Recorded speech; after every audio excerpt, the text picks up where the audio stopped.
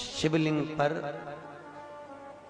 बेलपत्र चढ़ाना, जल चढ़ाना, इसका भी एक नियम होता है कि शंकर जी पे शिवलिंग पर जल कहाँ चढ़ाया जाता है। सबसे पहला जल अगर शंकर जी को चढ़ाने जा रहे हो तो शंकर जी के जो चरण है, जहां से पानी नीचे गिरता है, उसके सीधे वाले भाग पर, अपने हाथ का सीधा भाग, वहां जल चढ़ाओ। फिर जहां लेफ्ट भाग है वहां जल चढ़ाओ। जहां शंकर भगवान का शिवलिंग रखा हुआ है, तीसरे नंबर का जल वहां चढ़ाना चाहिए।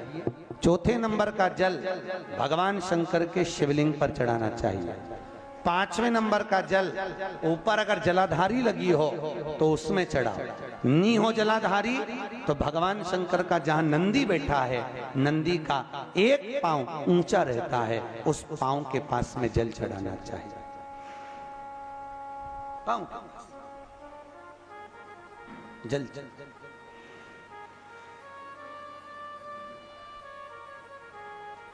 चरण के पास में। ऐसे 5 स्थान दिए हैं जल चढ़ाने के लिए। शिव जी का स्नान कितनी चीजों से होता है? 5 चीजों से। पंचामृत, दूध, बोलते जाओ, दही, फिर घी, शहद, फिर शक्कर। ये 5 चीजों का प्रमाण क्या है? शास्त्र कहता है दूध चढ़ाने से घर में संतान की वृद्धि होती है। दही चढ़ाने से भगवान शिव के, अगर शिवलिंग पर हम दही चढ़ाते हैं, उससे परिवार में प्रेम बढ़ता है। क्या बढ़ता है? प्रेम। फिर घी चढ़ाने से हमारे घर से रोग दूर होता है। शहद चढ़ाने से, भगवान शंकर पर जो शहद चढ़ाया जाता है, वो चढ़ाने से घर में संपदा की वृद्धि होती है। और 5वें नंबर पर भगवान को शक्कर, खांड, जो आप जानते होंगे, शक्कर आदि पिसी हुई चढ़ा देने से, शिव जी को चढ़ाने से हमारे घर के बच्चे जिद्दी नहीं होते।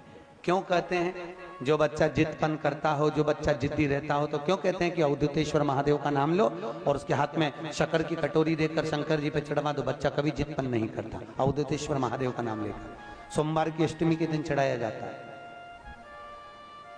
सोमवार की अष्टमी को अवधूतेश्वर का नाम लेकर।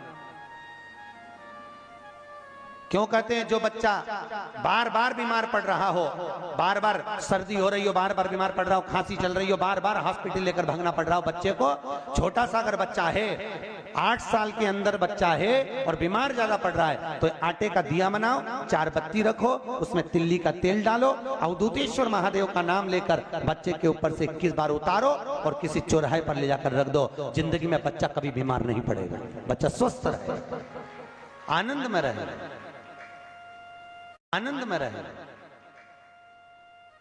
स्वस्थ की मूल।